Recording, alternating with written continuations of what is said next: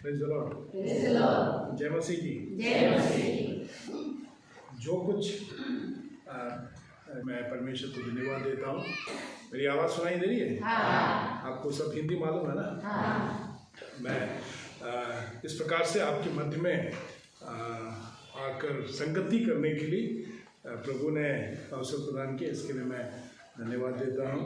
मैं नीतल, सिस्टर पायल और किरीट और एक हीरो है ना, नीलेश, उन चारों को मैं विशेष रूप से धन्यवाद देता हूँ। जिस प्रकार से किरीट ने कहा, वे जैसे आए, लेकिन 3 साल के पश्चात जब उन्होंने ग्रेजुएशन को प्राप्त किया, तो शिक्षक होने के नाते हम लोग को बहुत खुश है कि परमेश्वर ने उन लोगों को सहायता किया वचन को पढ़ने के लिए, और इतने क्या बोलना चाहिए, एक स्तर तक पहुंचने के लिए परमेश्वर ने उनको सहायता किया। उनकी मेहनत है और परमेश्वर की आशीष है। हमने केवल क्या बोले, हमने पत्थर मारा, इन्होंने पत्थर उठाया और इन्होंने आशीष को प्राप्त किया। Praise the Lord.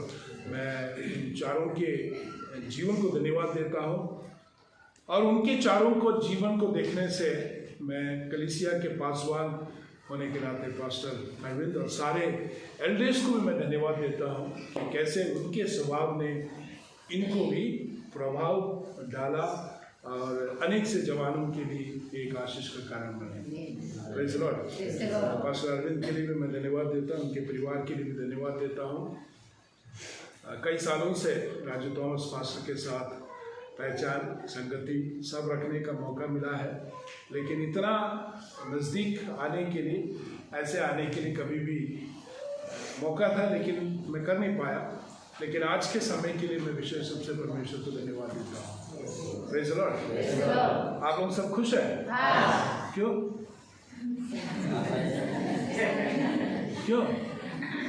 क्यों खुश है? किसी ने मेरे को सुबेरे कहा हैप्पी क्रिसमस, मैं बोला क्यों हैप्पी? उत्तर नहीं था। Praise the Lord. परमेश्वर का धन्यवाद हो आज के दिन के लिए। पूरे संसार भर में आज के दिन लोग क्या बोलेंगे? जो विश्वास में नहीं है वो भी क्या बोलेंगे? व्हाट्सएप में मैसेज डालते हैं ना, फॉलो नहीं, जो विश्वास में नहीं है उन्होंने भी डाला हैप्पी क्रिसमस। तो मैंने एक हिंदू भाई है जो हमारे बगल में रहते हैं, रिजॉर्ट चलाते, उन्होंने भी मुझको हैप्पी क्रिसमस डाल दिया। मैं बोला हैप्पी क्रिसमस वही होता है कि यीशु मसीह ने इस संसार में आपके लिए आया। Praise the Lord. वही सबसे बड़ी संदेश है। ठीक है, आज के लिए एक छोटा सा संदेश यीशु मसीह के आगमन के बारे में, यीशु मसीह के जन्म के बारे में नहीं, कल मैं बताऊंगा, लेकिन यीशु मसीह के आगमन के बारे में क्या है, एक छोटा सा संदेश मैं आपके सम्मुख में देने के लिए चाहूँगा। आप लोग कितना देर तक संदेश सुन सकते हैं? 2 घंटा मत बोलना। आप 2 घंटा बोलेंगे तो मैं 3 घंटा करूँगा। मैं ज़्यादा प्रचार करके खींचने का आदत मुझे नहीं है। मैं संदेश को बोलने के लिए चाहूँगा और मेरा विश्वास है कि प्रभु आपके हृदय में काम करने पाए। लूका रचित सुसमाचार उसका 7वां अध्याय, उसका 11 से लेकर 17 तक।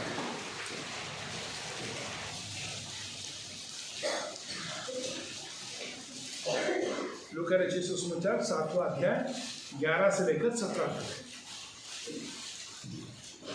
आप लोग पढ़ सकते हैं, हिंदी या गुजराती कोई सा भी भाषा है पढ़ सकते हैं। थोड़ी मुदत પછી નાઇન નામના શહેરમાં તે ગયો અને તેના શિષ્યો ઘણા લોક પણ તેની સંગાતે ગયા. હવે શહેરની ભાગળ પાસે તે આવ્યો ત્યારે જો તેઓ એક મોયેલા માણસને બહાર લઈ જતા હતા અને તે તેની માનો એકનો એક દીકરો હતો. તે તો વિધવા હતી અને શહેરના ઘણા લોક તેની સાથે હતા. તેને જોઈને પ્રભુને તેના પર કરુણા આવી અને તેણે કહ્યું કે રડમાં તે પાસે આવીને ફાટડીને અડક્યો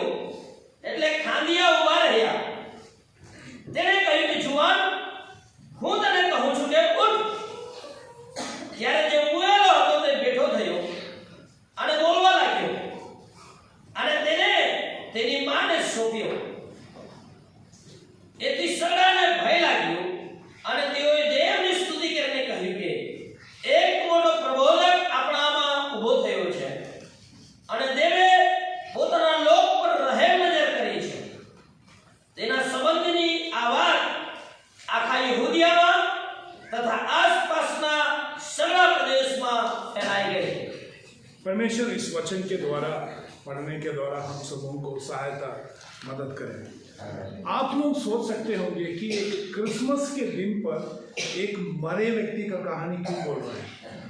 सही कि नहीं? पागल तो नहीं है? सोच में कोई गलत नहीं है। ओके, उससे भी बढ़कर एक किसी ने इस प्रकार से कहा, एक क्या बोलना चाहिए, अच्छा नहीं बोलना चाहिए, एक अच्छा मसीह साल में 3 बार ही चर्च आते हैं। कौन सा दिन है? ईस्टर, गुड फ्राइडे का दिन। अच्छा, ये तो इसको भी हिलना पड़ेगा ना, ठीक है, नो प्रॉब्लम। क्रिसमस हो गया, ईस्टर हो गया, गुड फ्राइडे हो गया। दूसरा और एक है, जीवन में भी 3 बार आते हैं। सबसे पहले कोई उठा के लेके आता है, दूसरा बपतिस्मा लेने के लिए, तीसरा कब है? उठा के लेके जाने के लिए। ऐसे भी मसीह लोग हमारे, क्या बोलना चाहिए, संसार में पाए जाते हैं। हमारे इटारसी की कहानी है, एक विश्वासी, ओके, अब 5 साल जाके वहाँ नहीं पूछेंगे। एक विश्वासी 3रे मंजिल से गिर गया पी के। अब हम लोग सब बाइबल कॉलेज के स्टूडेंट्स थे, हम लोग जाकर रात भर गाना गाना, यीशु है मेरी पाना।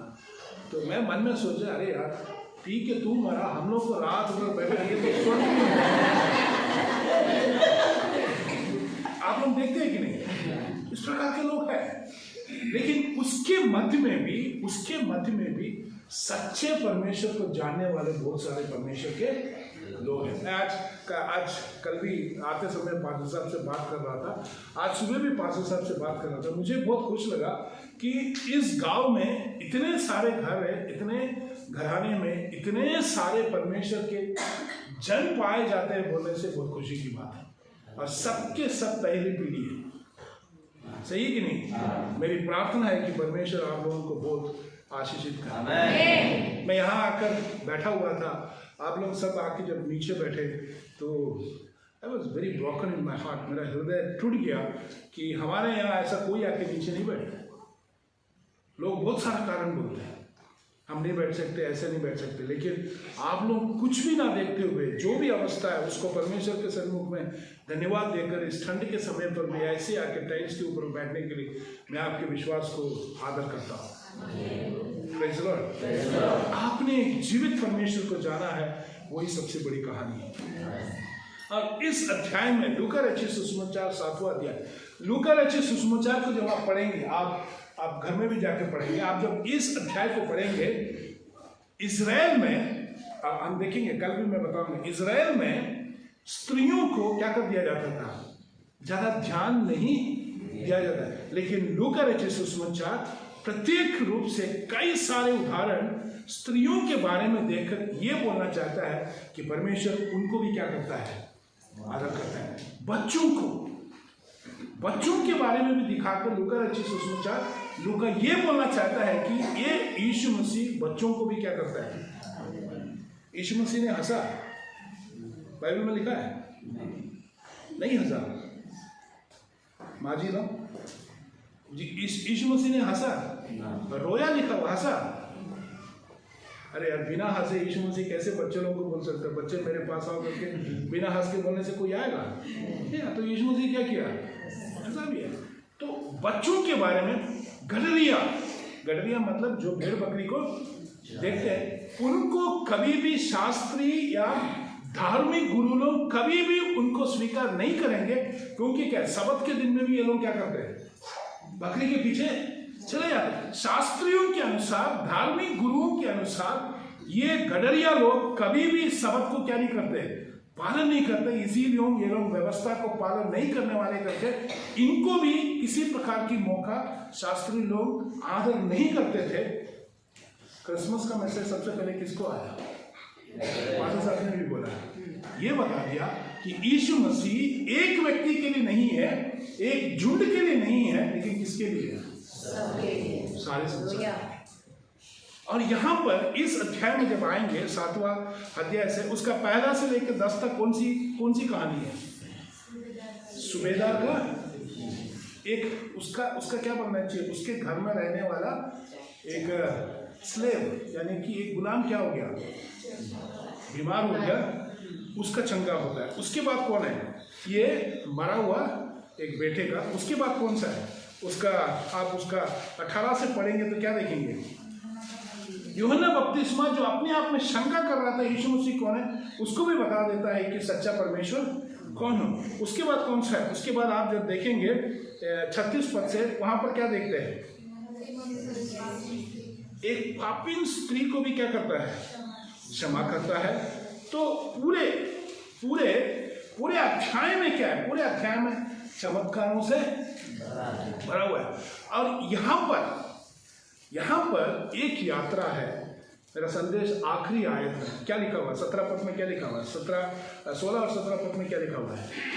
એથી સગડાને ભય લાગ્યો અને તેઓએ દેવની સ્તુતિ કરીને કહ્યું કે એક મોટો પ્રબોધક આપણામાં ઊભો થયો છે અને દેવે પોતાના લોક પર રહેમ નજર કરી છે। सी एक भविष्यवक्ता क्या हो गया? एक भविष्यवक्ता हमारे मध्य में खड़ा हुआ है और परमेश्वर अपने लोगों के बीच में क्या किया है? कृपा दृष्टि किया है। लेकिन इंग्लिश में लिखा हुआ है God has visited his people. परमेश्वर ने अपने लोगों को क्या किया है? भेंट किया है, या अपने लोगों से मिलने के लिए परमेश्वर उसके लोगों के पास आया है। और ये कहानी क्या हो गया? ये कहानी पूरे प्रदेश में सचमुच में बोलेंगे तो क्रिसमस जो हम मनाते हैं, यीशु मसीह इस पृथ्वी पर आने के मनाते हैं, एक छोटा सा क्या बोलना चाहिए, बच्चा जन्म लिया, वो कहानी नहीं है, है ना? हमारे हम तो नहीं करते हैं। केरल में किसी ने जाके बोला मेरे को क्या बोला, गौशाला बनाना है। कुछ लोग मनाते हैं ना, तो गौशाला बनाना है। तो यूसुफ को लोगे तो अकेला यूसुफ को लोगे तो 200 रुपया, अकेला मरियम को लोगे तो 200 रुपया। लेकिन अगर यूसुफ और मरियम को एक साथ लोगे तो छोटा यीशु को फ्री में मिल जाएगा। ऐसे भी लोग व्यवसाय करते हैं। 12 बजे पटाखा फोड़कर यीशु मसीह जन्म लिया बोलकर उसके बाद खत्म। Okay, that is not the story. यहाँ पर यीशु मसीह मतलब सारे स्वर्ग की महिमा को, यानी कि सारे क्या बोलना चाहिए, स्वर्ग की महिमा मतलब उसके पास अधिकार था, उसके पास महिमा था, उसके पास क्या बोलना चाहिए, दूधों की सब कुछ को छोड़कर एक मनुष्य के रूप में क्या किया, देहधारी होकर पृथ्वी में एक उद्देश्य के साथ आया। वही सबसे बड़ी संदेश। Praise the Lord. यहाँ पर भी आखिरी में इस 16 आयत में लूका बोलता है कि अगर हमारे पास आज बोलने के लिए है, तो उन देखने वाले लोगों ने कहा कि एक भविष्यवक्ता हमारे सम्मुख में क्या किया है, खड़ा हुआ है और परमेश्वर हमसे भेंट किया है। भविष्यवक्ता मतलब कौन है? भविष्यवक्ता मतलब क्या? भविष्यवाणी करने वाला है। भविष्यवक्ता मतलब कौन है? भविष्यवक्ता मतलब कौन है? बोलो, गलती होने से भी चलेगा, मैं आप लोगों को गर्म पानी में नहीं डालूंगा। भविष्यवक्ता मतलब क्या है? और याजक मतलब, याजक क्या करता था? लोगों की सारी तकलीफ, पुराने नियम में लोगों की सारे तकलीफ को लेकर कहाँ जाता था? वेदी के पास जाता था, बलिदान चढ़ाता था, उस बलिदान को लेकर परमेश्वर के सम्मुख में जाता था, बोलता था प्रभु सारे लोगों के पाप, उनके बलिदान को मैं आपके सम्मुख में लेकर आता हूं। और परमेश्वर उस बलिदान को क्या करता था? स्वीकार करता था। भविष्यवक्ता क्या करता था? भविष्यवक्ता परमेश्वर से क्या करता था? परमेश्वर से पूरा संदेश को लेकर कहाँ आता था? लोगों के सम्मुख में आता था। समझिए, यहाँ पर ये लोग नहीं बोलते हैं कि हमारे बीच में एक याजक आया हुआ है। इनका कहना है कि हमारे बीच में याजक नहीं है, हमारे बीच में कौन है? भविष्यवक्ता है। यानी कि परमेश्वर से पूरा संदेश को प्राप्त कर कर वो कहाँ पर आया हुआ है? वो हमारे मध्य में आया हुआ है। Praise the Lord। यानी कि इस व्यक्ति के पास कुछ परमेश्वर का क्या है? संदेश है। एक परमेश्वर के बारे में सही बताने वाला व्यक्ति आज हमारे मध्य में आ चुका है। आजकल क्या बोलना चाहिए, हर दिन एक एक भविष्यवक्ता खड़ा होता है ना, ठीक है नहीं? आजकल तो बहुत सारे क्या है, एक आंख वाला बाबा भी है, 2 आंख वाला बाबा भी है। अब समझदारों को इशारा कई प्रकार के क्या बोलना चाहिए, हम ये करेंगे वो करेंगे सब बोलते हैं, लेकिन सच्चा भविष्यवक्ता कौन है बोलने से आप और हम जानते हैं। महाराष्ट्र में एक बाबा ने कहा कि मैं कल सवेरे एक कुआं है उसके सामने से क्या करूँगा, उसके ऊपर से मैं चलने वाला हूँ। कुआं समझते हैं ना, उसके ऊपर से चलने वाला। तो सारे भक्त लोग क्या हो गया, इकट्ठा हो गया, एक कुआं के ऊपर चढ़ के खड़ा हो गया। मैं बोला चलने जा रहा हूँ, एक पैर रखा, दूसरा पैर उठाया तो बाबा को दिख नहीं रहा है, सीधा नीचे चला। तो खड़े हुए सारे लोगों ने पूछा, आपने तो कहा था इसके ऊपर से चलने वाले, क्या हो गया? उसने क्या कहा, नीचे से कहा मेरे अंदर तो विश्वास था, लेकिन देखने वाले में किसी के पास विश्वास नहीं है। इनके सबके पास कारण है, लेकिन हमारे प्रभु यीशु मसीह वैसा नहीं है। वो हमारे क्या बनना चाहिए, वर्तमान को भी जानता है, भविष्य को भी जानता है, और भूतकाल को भी वो जानता है। और यहाँ पर क्या होता है, उस सूबेदार के उस गुलाम को चंगाई देने के पश्चात यहाँ पर लिखा है, उसके दिन के पश्चात यीशु मसीह कहाँ पर पहुंचा, एक नाइन शहर में पहुंचा, और उसके साथ कौन था, उनके चेहरे भी थे, और एक बहुत बड़ा झुंड यहाँ पर था। इस पूरे कहानी में आप 2 प्रकार के झुंड को देख सकते हैं, 2 प्रकार के झुंड। एक झुंड किसके साथ, यीशु मसीह के साथ। दूसरा झुंड किसके साथ, मरे हुए उस विधवा के इकलौता बेटा, उसके साथ एक झुंड, और यीशु मसीह के साथ एक झुंड। तो एक झुंड कहाँ जा रहा है, एक झुंड शहर के अंदर को जा रहा है, तो दूसरा झुंड कहाँ जा रहा है, शहर से।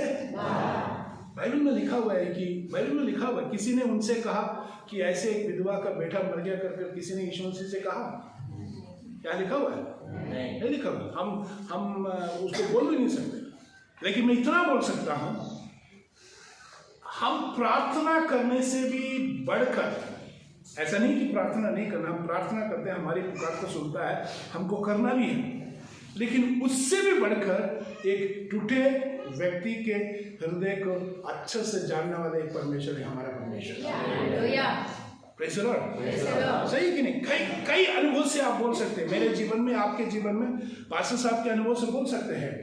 कभी कभी बिना पुकारे हमारे हृदय में जो बातें चल रही है उसको भी बताने वाला परमेश्वर है। और यहाँ पर इस स्त्री के घर में पिछले दिन हुआ होगा, मृत्यु हुआ, कुछ भी हमको नहीं मालूम, लेकिन सही समय पर यीशु मसीह वहां कैसा पहुंचा बोलने से वो एक ही कहानी है कि हमारा परमेश्वर सब कुछ जानता है। अगर थोड़ा देर हो जाता, थोड़ा पहले यीशु मसीह निकल जाता, तो ये बेटा कहाँ होता, घर में होता।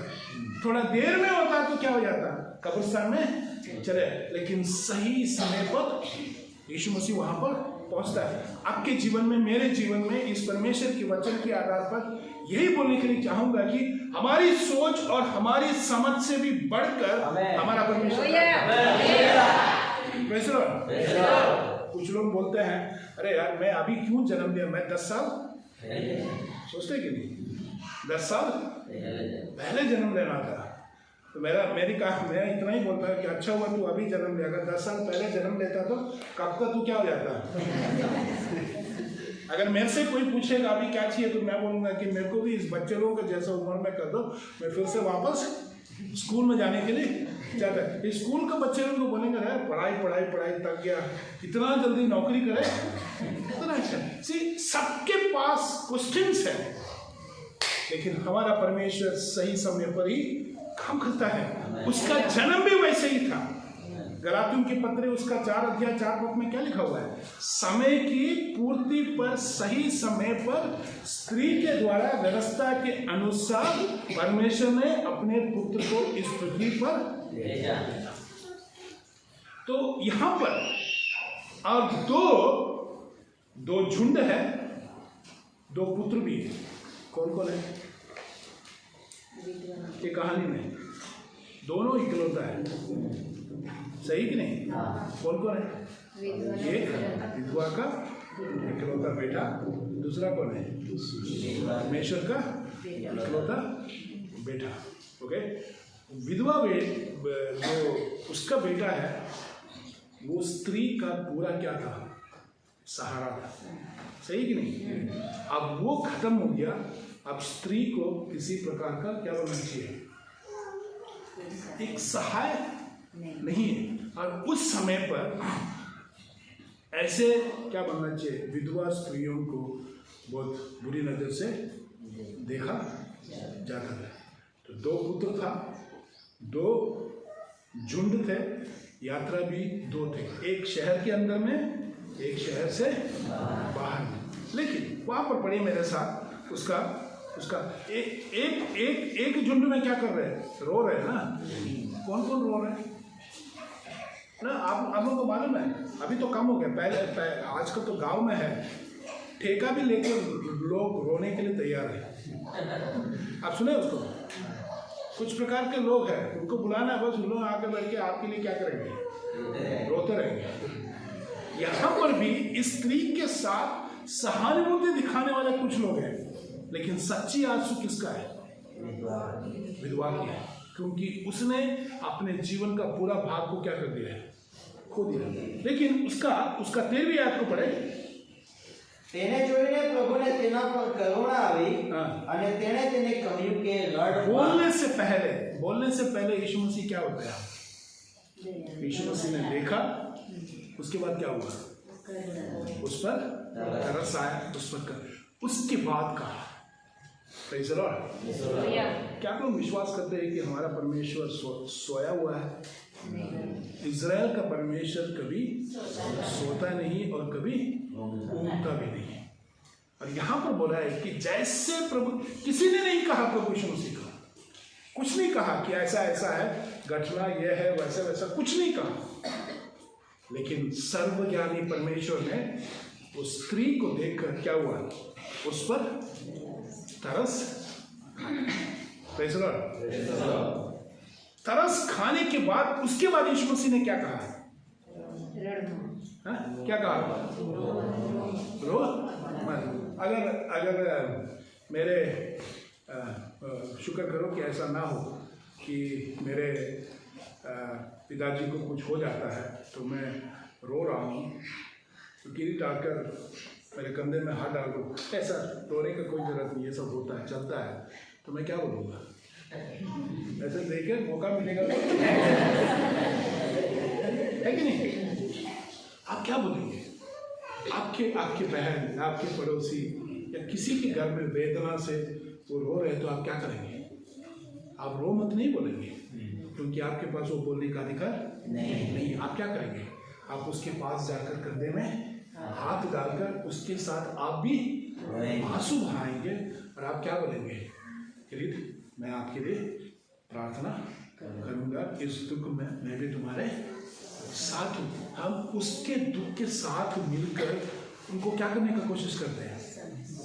उनको सहायता करने का कोशिश करते हैं। और जितनी भी सहायता बनेगा, मेरे ख्याल से वही पासवान लोग करते हैं, जितनी भी सहायता बने हम करने का कोशिश करते हैं। लेकिन यहाँ पर वो कहानी नहीं है। यहाँ पर यीशु मसीह बोलता है, तू क्या कर? मत रो। Praise the Lord. पास्टर साहब ने जिस प्रकार से कहा, वही व्यक्ति कह सकता है जिसके पास अधिकार है। हालेलुया। वही व्यक्ति कर सकता है जिसको मालूम है एक बदलाहट होने वाली है। वही व्यक्ति कर सकता है, और वो क्योंकि उसको मालूम है कि मैं ही एक सृष्टि करता हूँ। उसको देखकर उसको तरस आया। उसके बाद कहा कि तू मत। उसके बाद क्या किया? तब उसने पास आकर अर्थी को छुआ हाँ और उठाने वाले ठहर गए। हाँ तब उसने कहा, हाँ। हे जवान, हाँ। मैं तुझसे कहता हूँ उठ। सी ये जो क्या बोलना चाहिए उसको क्या बोलते हैं, ये जो लेके जाते हैं ना, हैं? आरती आरती आरती को जैसे यीशु मसीह ने छुआ, ये सारे लोग क्यों खड़ा हो गए? जा रहे हैं ना। जैसे यीशु मसीह ने छुआ तो लोग क्यों रुक गए? क्यों रुक गए? भारत की संस्कृति के आधार पर, ईसाई लोग में नहीं, ईसाई लोग में अलग है। ईसाई लोग में हमारे कोई प्रियजन मर भी जाते हैं तो हम उसको क्या करते हैं, घर में लेकर आते हैं कि नहीं? लेकिन दूसरे हमारे एक हिंदू प्रजा के अनुसार क्या करते हैं, उनको घर में भी लेकर आते हैं। बांस का, लकड़ी का, सही कि नहीं, लकड़ी के बनाकर उसको घर से क्या करते हैं, बाहर रखते हैं। क्यों? उनका मानना है कि ये क्या है, अशुद्ध है, उसको छुएंगे भी नहीं। लकड़ी को उसके आगे में लकड़ी होगा, लकड़ी में लगाएंगे। हम जैसे मुसलमान लोग जैसे पूरे शरीर को साफ कर अच्छे कपड़े पहना के वो सब कुछ नहीं करेंगे। एक समय के बाद वो लोग बोलेंगे कि ये क्या हो गया, अशुद्ध हो गया। उस समय पर भी लेवी व्यवस्था के अनुसार में एक मरे चीज को छूना क्या है, अशुद्ध है। इसको कौन छूता है? यीशु मसीह छूता है। तो ये लोग क्यों रुक गए? क्योंकि इसीलिए रुक गए क्योंकि इनको मालूम है कि ऐसे चीज को अगर कोई भी छूता है तो वो क्या हो जाता है, वो भी अशुद्ध हो जाता है। कोड़ी को जो भी छुएगा वो अशुद्ध हो जाएगा। तुमको क्या करना पड़ेगा, तुमको उस स्थान से, अपने एरिया से बाहर एक जगह पर जाकर इतने दिन रहना पड़ेगा। उसके बाद उस नए सोते से जो पानी आता है, उस वेदी से जो क्या बोलना चाहिए, उस क्या बोलना चाहिए, उसका ऐश को हिंदी में क्या बोलते हैं, राख को निकालकर पानी में मिलाकर उससे धोने के बाद, याजक को दिखाकर शुद्ध होने के बाद ही तू लोगों के सम्मुख में आ सकता है। तब तक तुम कौन हो, अशुद्ध हो, क्योंकि तुमने एक अशुद्ध चीज को छुआ। लेकिन यहाँ पर यीशु मसीह क्या करता है, छूता है, सारे लोग रुक जाते हैं क्योंकि उनके अंदर में मानना है कि ये यीशु मसीह क्या हो गया, अशुद्ध हो गया। लेकिन यीशु मसीह दूसरा कमेंट स्त्री से कहता है कि तू मत रोना, और मरे हुए उस बेटे से क्या कहता है, जवान तू उठ जा। वो कौन कह सकता है, कौन कह सकता है? पास्टर साहब को मालूम होगा, हमारे डार्सी फेलोशिप में एक पास्टर साहब थे, मेरे ख्याल से वो बिहार दरभंगा साइड में थे। तो वो इस प्रकार से कह रहा था कि एमएलए की बेटी बीमार हो गई, तो वो एमएलए और इनका पटता नहीं था, ये पास्टर साहब का कभी भी पटता नहीं था। लेकिन इस पास्टर साहब से परमेश्वर की आत्मा ने कहा कि तू जाकर क्या कर, प्रार्थना करो, बेटी क्या जाएगी, हो गई। श्रीलंका में बुद्धिस्ट का एक बहुत बड़ा उस पादरी का बेटा मर जाने के बाद पूरा शहर हिल गया, रोड ब्लॉक हो गया। उस समय पर एक पादरी था, और बुद्धिस्ट लोग लाल और पीला कलर का कपड़ा पहनते हैं, लेकिन वहाँ पर एक ईसाई पादरी था जो सफ़ेद कपड़ा पहनता था। वो भी इस झुंड में गाड़ी के साथ जा रहा था। देखा कि क्या हो गया कर उसने गाड़ी से उतरकर चलकर सामने तक पहुँची है, तो सारे लाल और पीले वस्त्र के बीच में एक सफ़ेद कपड़ा पहना हुआ व्यक्ति खड़ा हुआ था। तो इस बुद्धिस्ट प्रीस्ट जो है, उनका लामा जो है, उसने पूछा, आप कौन है, आप कोई बड़े व्यक्ति है, आपको कुछ बोलना है? तो तुरंत उसके अंदर में आत्मा ने बोला कि इसके लिए प्रार्थना कर, इसका बेटा क्या हो जाएगा। प्रार्थना किया, वो लड़का जिंदा हो गया। वो पादरी साहब बोलते हैं कि मेरे को कोई पब्लिसिटी करना पसंद नहीं है, उसके बारे में कुछ भी इंटरनेट में नहीं है, लेकिन सबसे बड़ा मतलब हजारों में लोग वहाँ पर आराधना करते हैं। कौन कह सकता है,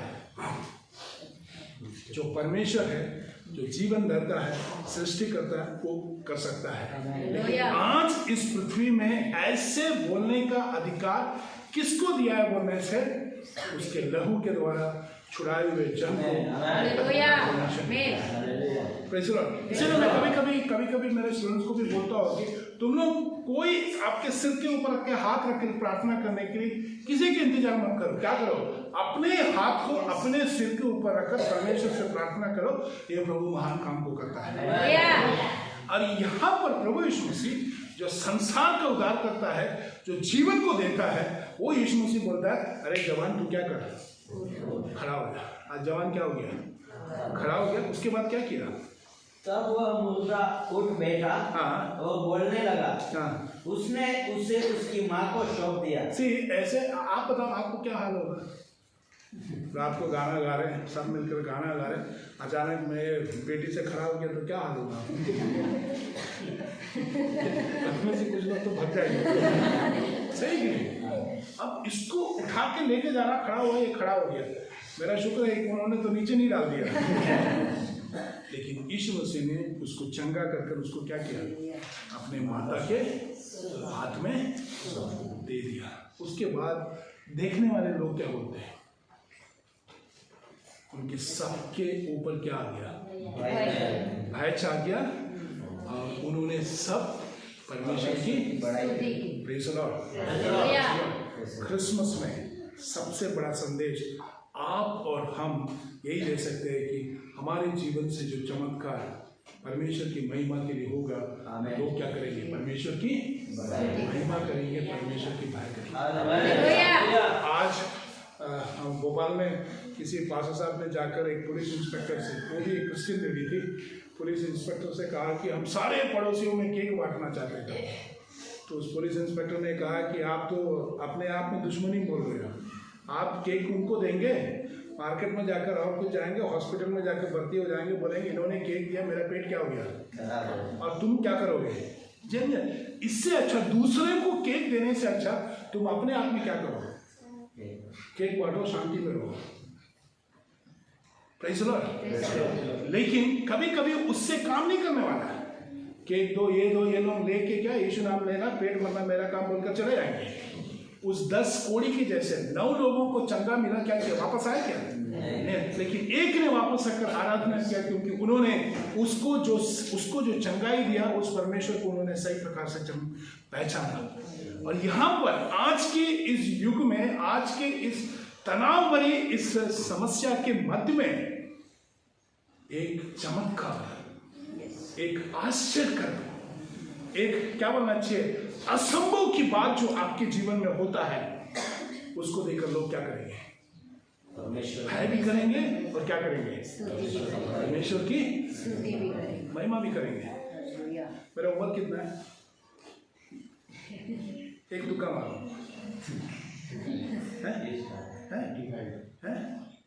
35। आपने मेरे को बहुत जवान बना दिया। मेरा जीवन केवल एक हफ्ते का था, एक हफ्ते का। जन्म लेने के बाद मैं 7वां महीना में मैं जन्म लिया था। एक रूई के अंदर में मुझको पूरा क्या बोलना चाहिए, उसको कवर करके रखेंगे ताकि कोई मुझको ना छूए।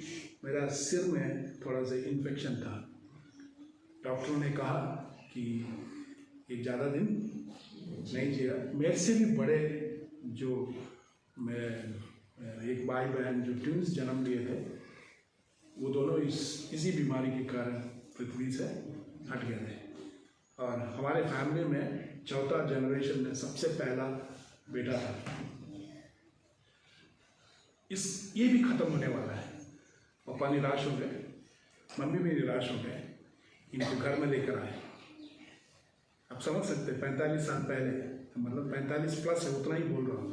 45 साल पहले जब गाड़ी उड़ी का कुछ सुविधा नहीं था, लेकर घर में लेकर आए, सब रोना धोना था। तो एक माँ जी थी जिसको बुखार ज़्यादा होने के कारण अपनी आंख की रोशनी क्या हो गया, चले गई। और वो बेचारी घर में रहती थी, उसके पति ने भी उनको क्या कर दिया, छोड़ दिया। जब इन सारी पुकार को जब इन्होंने सुना, मेरे पापा से आके पूछा क्या हो गया, तो मेरे पापा ने कहा कि ऐसा ऐसा है, ये भी एक हफ्ते के बाद क्या होने वाला है, खत्म होने वाला है। तो उस माँ जी ने कहा उसको मेरे हाथ में दे दो।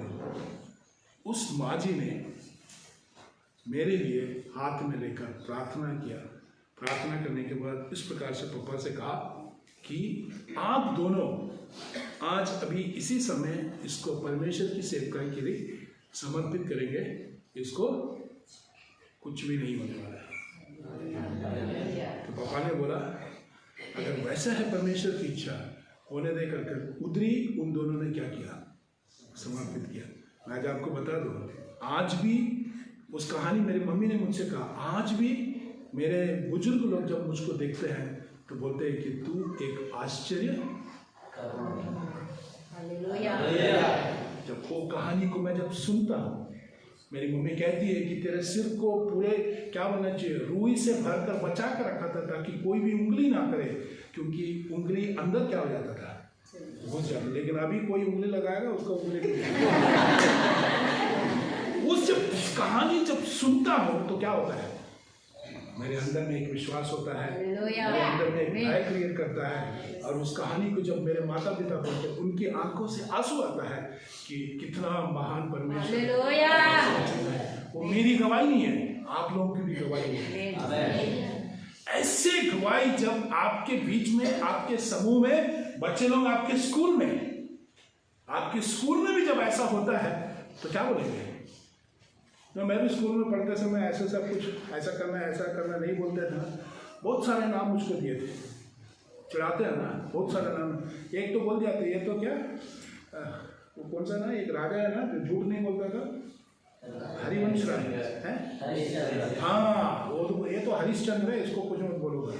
मैं कुछ नहीं बोलता था, इतना सारा नाम बोलते थे। लेकिन आज उनके मत में जब परमेश्वर के वचन के साथ खड़े रहता हूँ, तो क्या बोलते हैं, मतलब थॉमस तू तो बहुत आशीषित है। उसका कारण क्या है बोलने से, पास्टर साहब, या हमारी कोई क्षमता नहीं है। हमको बुलाने वाला कौन है? बुलाने वाला एक भविष्यवक्ता अकेला नहीं। यहाँ पे वो कहता है कि एक भविष्यवक्ता आ गया, लेकिन मैं कहूँगा कि मेरे जीवन में एक भविष्यवक्ता नहीं, मेरे जीवन में, आपके जीवन में एक उद्धारकर्ता आया, सही मार्ग को दिखाया। लेकिन उससे भी बढ़कर इस परमेश्वर को चखने के कारण आज आप और मैं यही कहेंगे कि ना केवल एक उद्धारकर्ता है, ना केवल एक पुत्र है, ना केवल एक पिता है, ना केवल एक दोस्त है, ना केवल एक परामर्श देने वाला है, लेकिन ये परमेश्वर हमारे लिए सब कुछ है। जब वहां पर एक मृत्यु का समय था, शांति देने के लिए परमेश्वर वहां पर पहुंच गया। जब उस स्त्री के जीवन में एक बेचैनी की अवस्था थी, वहां पर एक प्रभु यीशु मसीह वहां पर पहुंच गया। Praise the Lord. जब एक छुटकारे की जरूरत था, वहां पर एक प्रभु यीशु मसीह वहां पर पहुंच गया। जब यीशु मसीह ने उस पापी स्त्री, सामरिया स्त्री के पास पहुंचा, वहां पर एक चमत्कार हुआ। जब यीशु मसीह ने उस मंदिर में उस अंधे व्यक्ति था, यूहन्ना रचित सुसमाचार में, उसने अपने जीवन में रोशनी को प्राप्त किया। यरीहो के सन्मुख में उस अंधा बर्तिमाई जब बैठा हुआ था, उसने भी जब पुकारा, यीशु मसीह ने उनको चंगाई दिया। Praise the Lord. जहाँ जहाँ यीशु मसीह था इस पृथ्वी पर, जिन जिन लोगों से भेंट किया, उन सारे लोगों के जीवन में क्या हुआ? चमत्कार। आज भी वो चमत्कार करने में सक्षम है और आज भी वो महान काम को कर सकता है। Praise the Lord. वही क्रिसमस का एक बहुत बड़ा संदेश है। मेरा परमेश्वर मुझे बचाने के लिए इस पृथ्वी पर आया, उस लोग के जैसे, उस नाइन के लोग के जैसे। आज मैं भी कहूँगा कि मेरा परमेश्वर एक दिन मेरे जीवन में आया, इसीलिए मैं आज बहुत खुश हूँ। इसीलिए हम कहते हैं ये क्रिसमस आज के दिन के लिए नहीं, लेकिन हर दिन हमारे पास एक संदेश है कि एक परमेश्वर का पुत्र इस पृथ्वी पर आया। Praise the Lord. क्या आप खुश है कि आपने एक जीवित परमेश्वर को जाना है।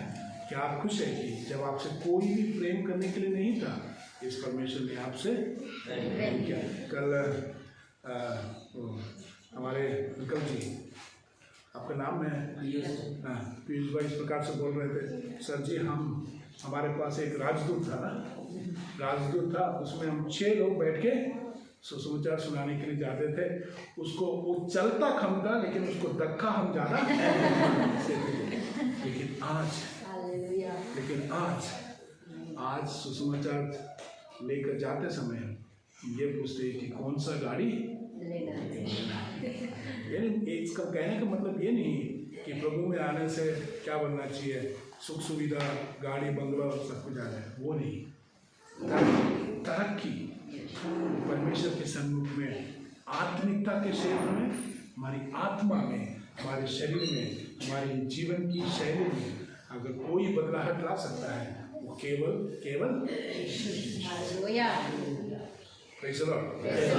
इस यीशु मसीह को आपने जाना, इस यीशु मसीह को मैंने जाना, हम सब ने जाना। मैंने देखी इस प्रभु यीशु मसीह के संदेश को सुनाने में प्रभु हम सबों को सहायता मदद करे। इस वचन के साथ प्रभु हम सबों को आशीषित करे।